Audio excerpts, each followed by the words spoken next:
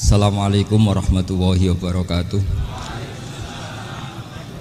Bismillahirrahmanirrahim. Tabarakalladzi nazzalal furqana ala 'abdihi liyakuna lil 'alamina nadhira.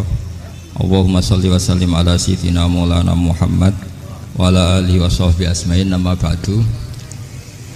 Semua pengurus PBNU yang saya hormati, semua habaib, semua ulama yang saya hormati, wabil khusus Kiai Haji Abdul Manan, Ketua Lembaga Dakwah PBNU, yang meskipun mondoknya hanya 3 bulan ini sebetulnya problem, sehingga saya kesini ini sebetulnya tidak pernah merasa ibadah.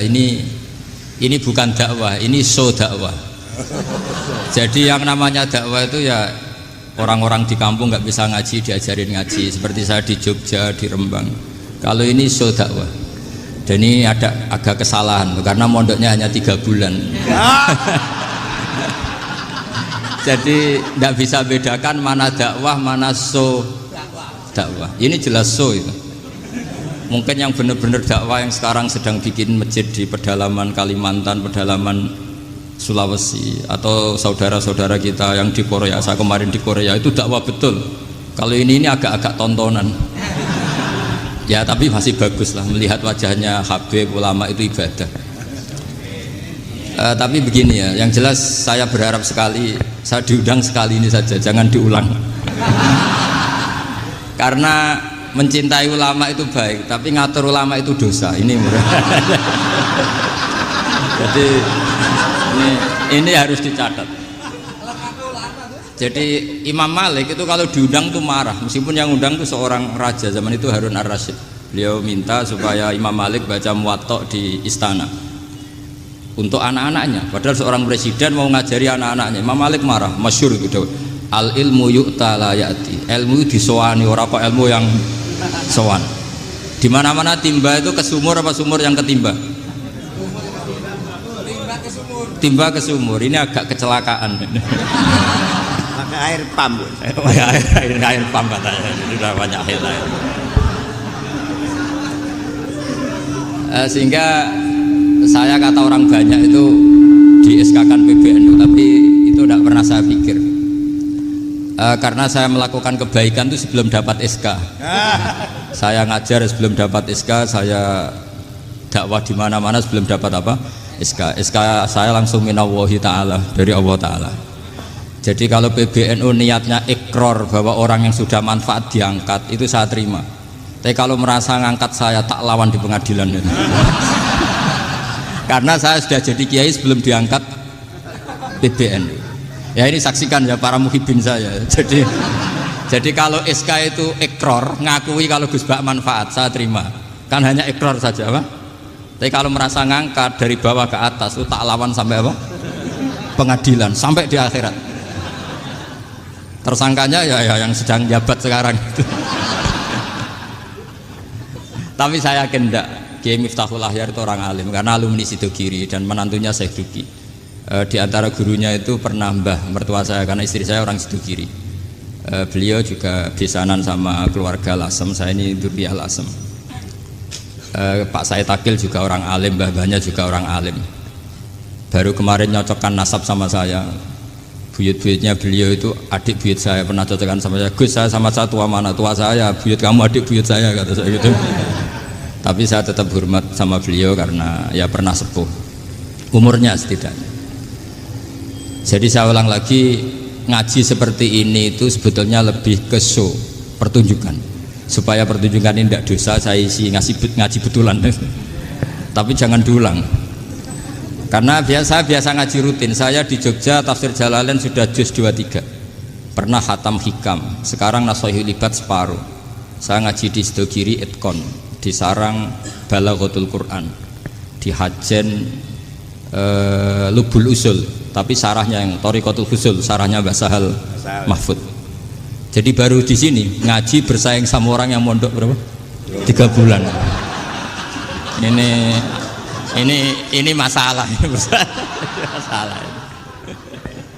Nggak boleh mondok itu harus buat tulis zaman. Tapi ya tidak apa-apa, mungkin lagu ini ya. Jadi kalau mondok cepet itu kemungkinannya apa? Lah dunia. Begini, tapi saya tertarik apa yang dikatakan Kiai Haji Abdul Manan tadi menyangkut kalimat tauhid. Saya ngaji di mana-mana bilang, kalau ngaji itu yang tahqiq itu detail. Detail itu bahasa Arabnya tahqiq. Jadi kita misalnya berpikir secara jernih, orang yang kafir 70 tahun itu pasti menjadi muslim karena melafadzkan la ilaha illallah. Dan itu bi ijma'il ulama. Semua ulama mengatakan demikian. Saya ulang lagi, itu bi ijma'il ulama. Karena mansus di Quran ada ayat kulil ladina kafaru iyantahu yughfar lahum ma qad salaf. Kalau orang yang kafir 70 tahun bisa dihilangkan kekafirannya hanya dengan kalimat la ilaha illallah Muhammadur Rasulullah. Berarti kalimat ini statusnya apa? Penghilang kekafiran, apa? Penghilang kekafiran. Lalu ada kelompok yang mengatakan gara-gara kalimat la ilaha illallah dan pegang patok nisan itu orang menjadi kafir. Ini kan jadi paradok. Lafat yang kita statuskan sebagai penghilang kekafiran dengan lafat yang sama orang menjadi kafir. Itu nggak ketemu nalar. Mbok nalar paling apapun tetap nggak ketemu. Kecuali tadi ya dalilnya pokoknya ngotot tadi. Itu memang kacau itu. Tapi alhamdulillah mereka insya Allah ya sadar. Kamu jangan bayangkan mereka tidak sadar terus, berarti kamu doanya jelek. Bisa saja mereka sudah ingin sadar, berhubung digojlok ini terus gak jadi sadar. Jadi jangan-jangan salah kita karena sering gojlok sehingga yang mau sadar jadi tidak apa? Tidak sadar.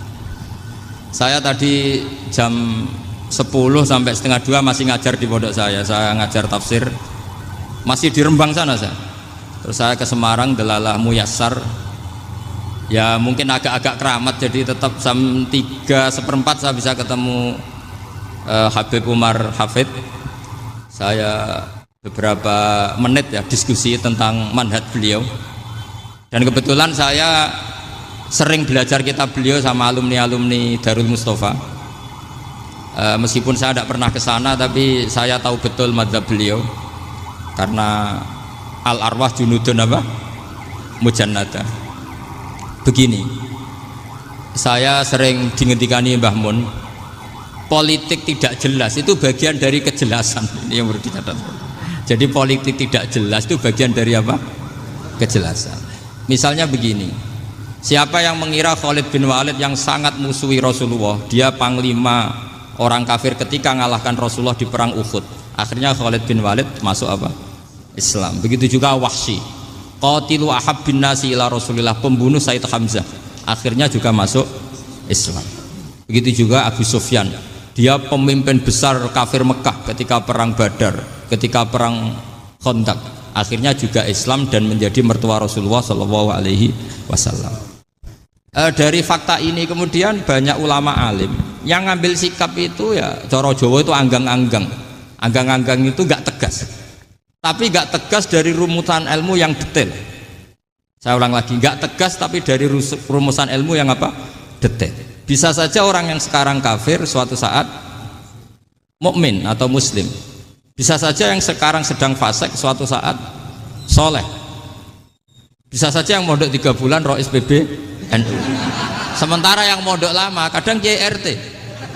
Tapi itu hanya hukum duniawi. Saya yakin yang Kiai RT ini PBNU di akhirat. Karena mondoknya lebih apa? Lama. Itu tak jamin. Saya juga berencana mimpin itu di akhirat saja, bukan di dunia. Makanya saya mohon SK itu berakhir muktamar mendatang. Karena saya sudah kiai sebelum diangkat. Makanya saya ulang-ulang, kalau pengangkatan itu niatnya ikrar, saya terima. Tapi kalau niatnya ngangkat, tak gugat di pengadilan. Ini tidak guyon, ini betulan itu. Ya, tapi ini hanya guyon saja. Nah, ini penting saya utarakan teori ngaji ya. Ini saya bacakan naskah asli Sayyid Umar Hafid supaya Anda dapat barokah beliau. Karena beliau selain alim allamah, muridnya Habib Salim, juga beliau pernah ngaji kutub Sayyid Abdul Qadir Segaf di Jeddah. Juga beliau sering istifadah di beberapa kiai. Ini saya baca teks Arabnya, kemudian saya terjemah. Bagi yang tidak setuju pemaknanya bisa gugat, karena saya baca Arabnya.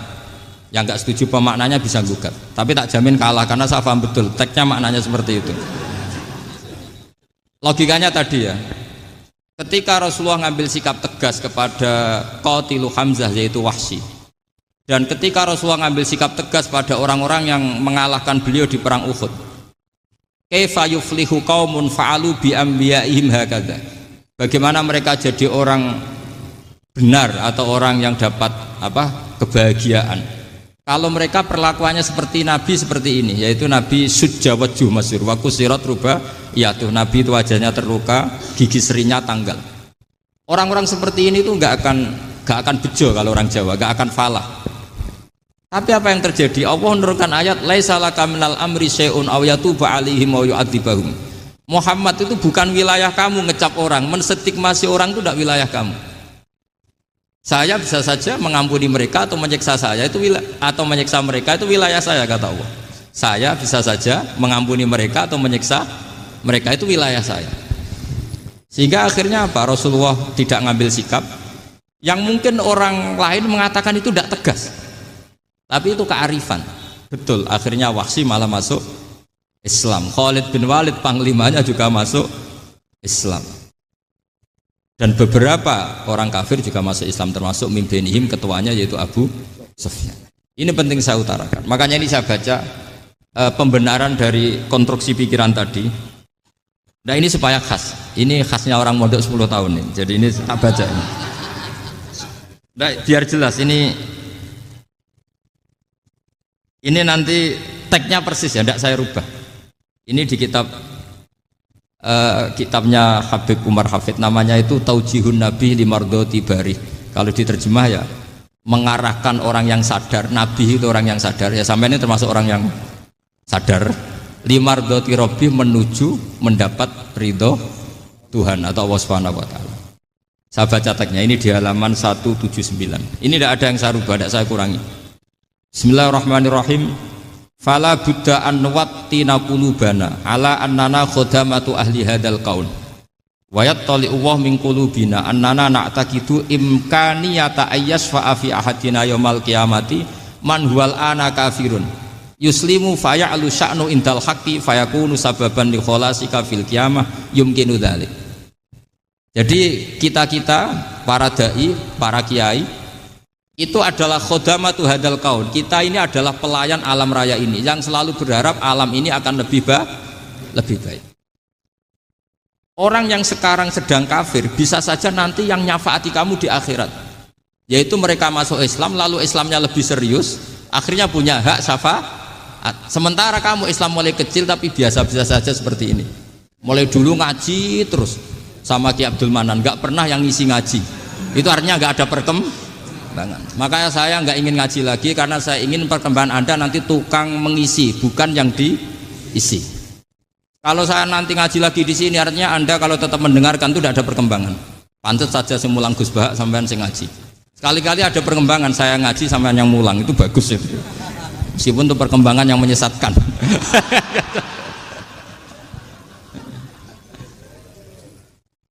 Ini penting saya utarakan. Ini dawuhnya Said Umar ya.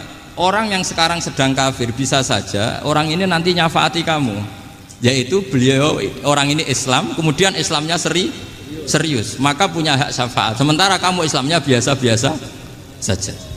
Itu masyhur kayak Sayyidina Umar.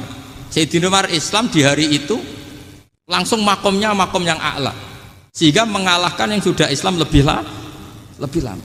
Karena Islamnya Umar itu menjadi izzatul Islam betul. Makanya jangan benci orang tegas teman-teman, kadang ya ada baiknya. Abu Bakar itu sudah Islam tapi layinal janib, orangnya santun. Kalau dipisai orang yang menengahi lah, kira-kira seperti itu. Begitu juga Bilal, Ammar, Suhaib. Singkat cerita, Rasulullah itu sering dibully ya, sering disiksa orang-orang kafir. Rasulullah berharap, wah kalau yang Islam gini terus repot. Melihat Umar ini petarung di pasar Uka, dia dapat uang itu kalau tarung, menangan. Kata Rasulullah, kalau ini yang Islam ya bagus. Beliau berdoa, Allahumma aizal Islam bi Umar. Itu kira-kira 2 hari dari doa beliau, Umar masuk Islam. Itu pertama masuk Islam itu orang-orang kafir diparani. Kalau kamu ganggu Rasulullah Muhammad tak bunuh. Semenjak itu orang kafir yang gentenan sembunyi. Sehingga kata para mereka yang Islam, Islam selalu jaya mut aslama Umar, ketika Umar masuk Islam. Itu dalam satu hari Islam itu Rasulullah sudah ngendikan Umar yang Islam sehari ini imannya kalau ditimbang separuh ahli dunia masih unggul sama Islamnya Umar. Nah bisa saja seperti itu. Jadi saya minta sama teman-teman yang mencintai ilmu, tidak tegas itu bagian dari ketegasan dalam ilmiah. Karena kita ini tidak mengendalikan dunia, tidak mengendalikan hidayat, hanya Allah piyambak yang ngasih apa? Hidayat. Maka sikap kita laisalaka minal amri syai'un aw yatuba alaihim aw yu'adzibahum. Rasulullah yang ahabbul khalqi ilallah saja tidak boleh tegas karena semuanya potensi itu ada. Cuma kita tegas dalam kebenaran saja, tapi nggak perlu tegas dalam mengawal kebenaran. Kenapa demikian? Karena Islam ini agama yang akan dijaga Allah ila yaumil. Yang jaga Islam bukan PBNU, bukan PP Muhammadiyah, bukan kiai. Yang menjaga Islam namun Allah Subhanahu wa ta'ala. Makanya Sayyidina Umar itu kalau disuruh mutir Islam itu nggak mau betul. Masyhur itu dalam tarikh-tarikh. Umar mimpin itu sukses, banyak futuhat. Singkat cerita akhirnya orang tuh kelangenan, wah kalau Umar meninggal kayak apa. Sehingga Abdullah bin Umar setiap jalan-jalan tuh dibully, kalau sekarang dibully. Ya Abdullah bin Umar, bapak kamu itu gimana? Sudah sepuh mau meninggal kok tidak suksesi. Kalau saja ada orang penggembala kemudian meninggalkan kambingnya di hutan, kamu anggap orang yang mudoyik enggak, menyia-nyiakan kambing itu enggak? Ya iya kata Abdullah bin Umar. Apalagi amru hadil umat ini mau ditinggal gelanggang nanti suatu saat Umar meninggal. Mbok yo suksesi supaya jelas. Logika itu diaturkan ke Umar radhiyallahu anhu, ke Sayyidina Umar. Pertama Umar agak tertarik dengan logika itu. Lama-lama beliau marah. Tidak jadi. Saya tetap tidak akan istikhlaf, tidak akan suksesi. Dan saya tidak akan mikir Islam katanya. Islam akan diurus oleh Allah Subhanahu. Terus beliau ngendikan, Islam ini jalan ketika ditinggal Abu Bakar. Bahkan ketika ditinggal ahabbul khalqi ilallah, akramul khalqi indallah, yaitu Rasulullah Muhammad sallallahu alaihi wasallam. Coba Islam dulu dipimpin Abdul Qadir ketua wali, dipimpin Wali Songo, dipimpin orang top-top. Sekarang dipimpin mondok 3 bulan jalan. Karena Islam yang ngatur Allah Subhanahu wa ta'ala. Jadi ini penting. Loh coba ustadz tuh banyak yang nggak bisa ngaji loh. Tapi ya laku ya nggak masalah. Loh saya kemarin di Korea seminggu. Itu TKI jadi khotib, ada yang jadi mufti. Ada yang jadi suriah. Itu ada yang di sana jadi suriah, pulang ke kampung angon kambing lagi. Loh itu teman saya kenal. Suriah Korea. Iya suriah Korea tapi artinya gini, bahkan masjid semua yang di Korea itu didirikan oleh TKI dan TKW. Mereka digerakkan Allah untuk mikir agama, karena agama ini milik Allah. TKI saja mikir. Makanya ini penting, yo dakwah tapi tauhidnya sing kenceng, jangan dakwah kenceng tauhidnya kendor. Itu bahaya betul. Saya ulang lagi ya, ini dawuh Habib Umar. Jadi kata beliau, fala budda an wattina kulubana, kita harus yakin seyakin-yakinnya bahwa semua kemungkinan itu mungkin. Makanya masyhur dalam tarikh ketika kafir Quraisy mau disiksa oleh para malaikat karena mereka sering menyakiti Nabi, kata Nabi gimana? Jangan. Saya berharap kalau bapaknya tidak mukmin suatu saat anaknya mukmin. Masyhur dalam tarikh. Musuh Nabi besar siapa? Walid bin Mughirah. Punya anak Khalid bin Walid. Abu Lahab punya anak Darrah, itu mukminah yang baik. Abu Jahal punya anak Ikrimah, itu mukmin yang baik. Di Indonesia lebih hebat lagi. Bapaknya ra iso maca Quran, anaknya hafid. Bapaknya utun ra tamat SD, anaknya jadi dekan. Di Indonesia banyak orang nggak siapa-siapa, anaknya jadi presiden, anaknya jadi menteri. Artinya jangan karena bapaknya kafir kamu nganggap anak turunnya pasti selalu kafir. Teori itu sudah salah zaman Rasulullah. Yaitu Walid akhirnya punya anak Khalid, Abu Lahab punya anak Darrah. Terus siapa? Abu Jahal punya anak siapa? Ini penting saya utarakan karena dakwah kalau terlalu semangat nanti kalau menghilangkan tauhid bahaya. Tetap innal huda. Uni Soviet kayak apa? Mengkooptasi negara-negara sekelilingnya sampai jadi Zuni. Tapi apa yang terjadi? Uni Soviet yang runtuh, persemakmurannya semua rata-rata jadi negara apa? Islam, kayak Uzbek, kayak Ceknya, kayak apa-apa. Karena agama ini diurus Allah.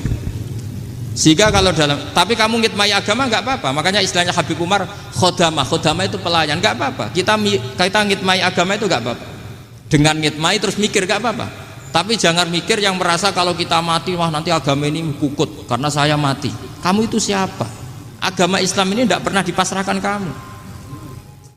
Diurus oleh Allah Subhanahu wa taala sendiri. Sehingga ketika Wali Songo meninggal, agama ini tambah kuat sampai sekarang.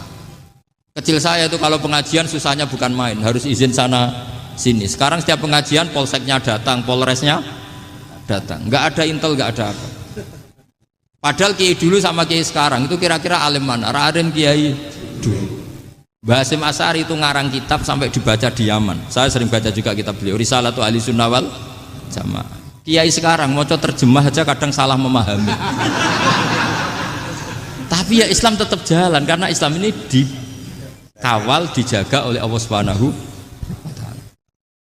Maka kalau dalam cerita tarikh sirahnya Ibnu Ishaq itu, tauhid itu penting. Beliau cerita begini. Sayyid Abdullah itu namanya Abdullah bin Abdul Muthalib. Kita tahu kenangannya Rasulullah terbanyak itu bukan dengan Sayyid Abdullah tapi dengan Sayyid Abdul Muthalib, dengan mbahnya.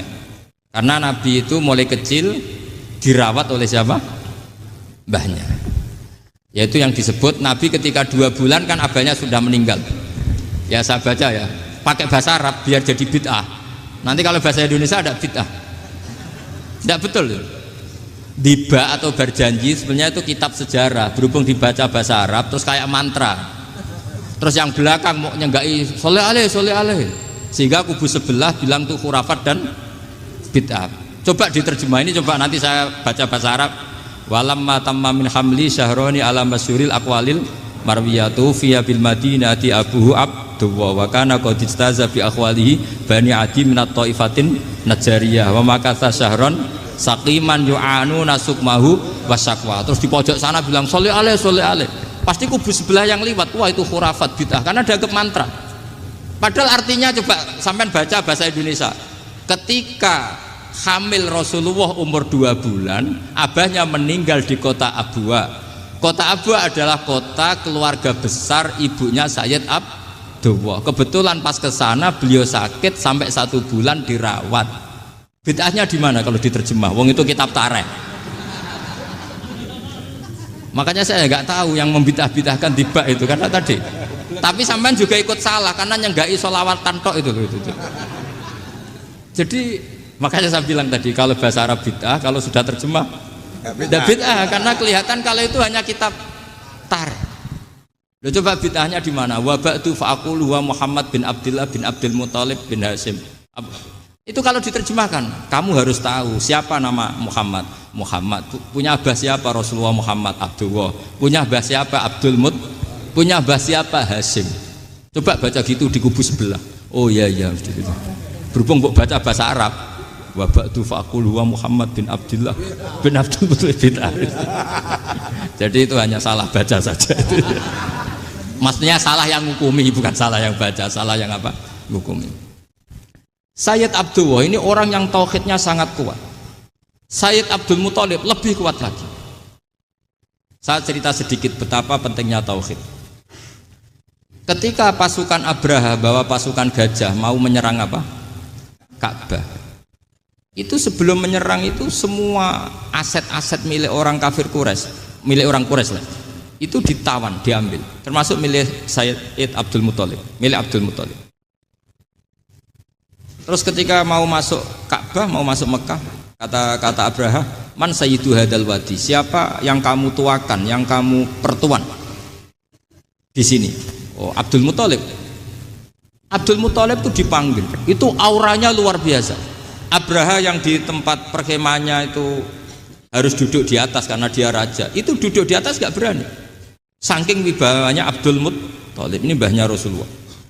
Akhirnya Abraha bilang gini, saya duduk di bawah tidak mungkin karena saya raja.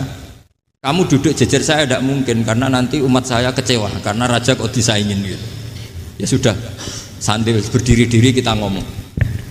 Akhirnya Sayyid Abdul Muthalib tadi Diomongin gini, saya itu tidak ingin merusak orang-orang Mekah, orang-orang Quraisy. Saya hanya kecewa punya tempat ibadah dikencingi, diberakin sehingga saya mau merubuhkan Ka'bah. Tapi dengan damai, nggak ada perang. Apa jawabnya Abdul Muthalib? Lucu. Nggak apa-apa, Ka'bah kamu robohkan silakan, nggak apa-apa. Yang penting unta saya yang kamu sita kembalikan. Harta saya yang 100 unta kamu sita kamu kembalikan. Itu Abraha kagetnya bukan main. Kaget karena kamu itu pemimpin apa? Tadi saya hormat kamu karena kamu tak anggap orang hebat. Hadhil Ka'bah dinu abaika. Ini Ka'bah itu agama kamu. Pas saya hancurkan kok kamu tenang-tenang saja. Padahal pas mau saya hancurkan kamu tenang-tenang saja. Malah tanya unta kamu itu gimana? Apa jawabnya Abdul Muthalib? Inna lihadal baiti robban hamahu. Sebab Ka'bah itu ada yang punya dan pasti akan melindungi Ka'bah. Tapi kalau unta itu milik saya, ini urusan saya, ini unta. Jadi inna lihadal baiti robban hamahu itu tidak milik saya, itu ada yang punya. Ya sudah, biar yang punya aja yang jaga, itu tidak urusan saya.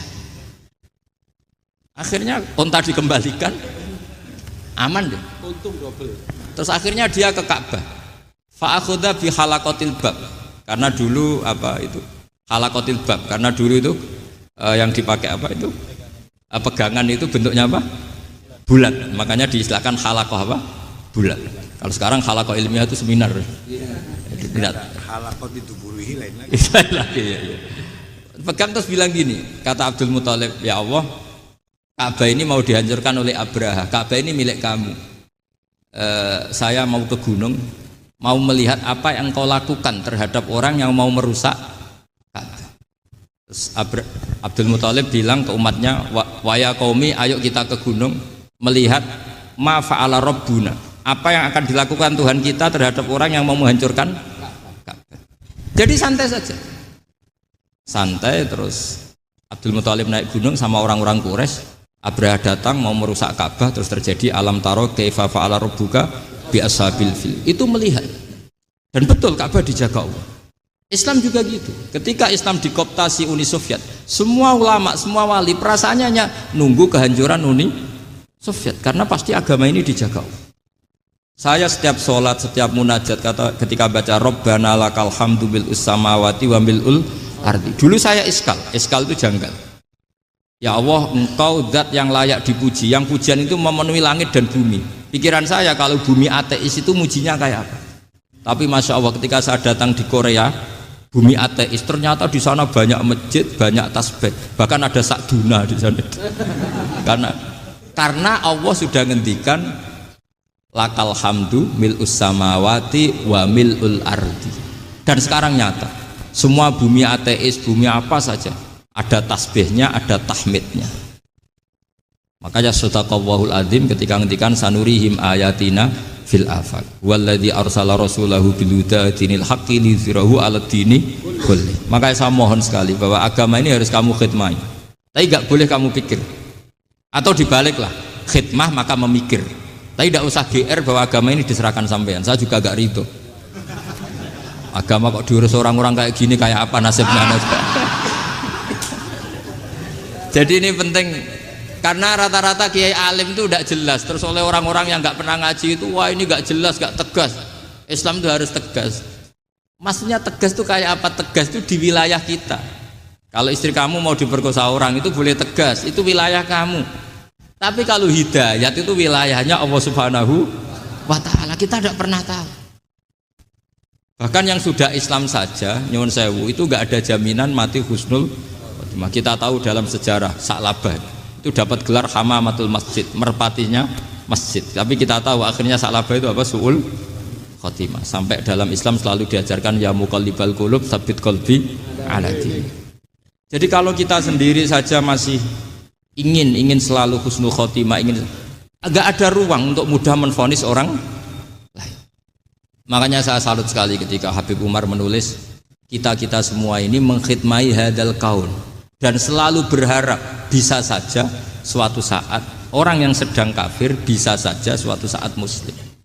Nah soal kalau yang sama yang harbi menyerang kita ya tarung. Kalau artinya kalau yang merangi kita ya kita wajib perang, kalau enggak ya habis kita. Seperti kita lakukan ketika diserang Belanda. Tapi ketika mereka musta'man, dhimmi, mu'ahad, orang-orang kafir yang mau berdamai dengan kita, ya kita damai. Sebagaimana yang dilakukan Rasulullah SAW ketika berdamai dengan kafir Quraisy yang dipimpin Suhail bin Amr. Masyhur itu dalam tarikh. Singkat cerita kan Sayyidina Ali ini pernah konflik sama orang Khawarij. Kata Sayyidina Ali, ya sudah lah, namanya kita musuhan, kita tidak usah ketemu, pakai mediator, kata Sayyidina Ali. Kata orang Khawarij, ini apa-apaan kok butuh mediator, nggak ada Qur'annya, ada hadisnya. Kira-kira kalau Pak Sayyidina Ali orang Jawa, nggak ada apa tidak tahu. Walhasil Sayyidina Ali akhirnya baca ayat, wa in khiftum shiqaqa bainihima fab'atsu hakaman min ahli wa hakaman min ahliya. Jika suami istri tengah konflik, maka yang keluarga suami kirim mediator, yang keluarga perempuan juga kirim. Terus kata Sayyidina Ali, wa amru ummati Muhammad a'dhamu min amri rajulin wa imra'atin. Kalau suami istri saja ketika konflik butuh mediator, apalagi ini kelompok besar pasti lebih butuh mediator.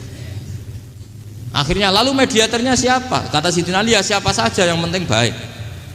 Ditunjuk seseorang, diprotes sama orang Khawarij, ini orang nggak kredibel. Oh, terus Sayyidina Ali marah-marah.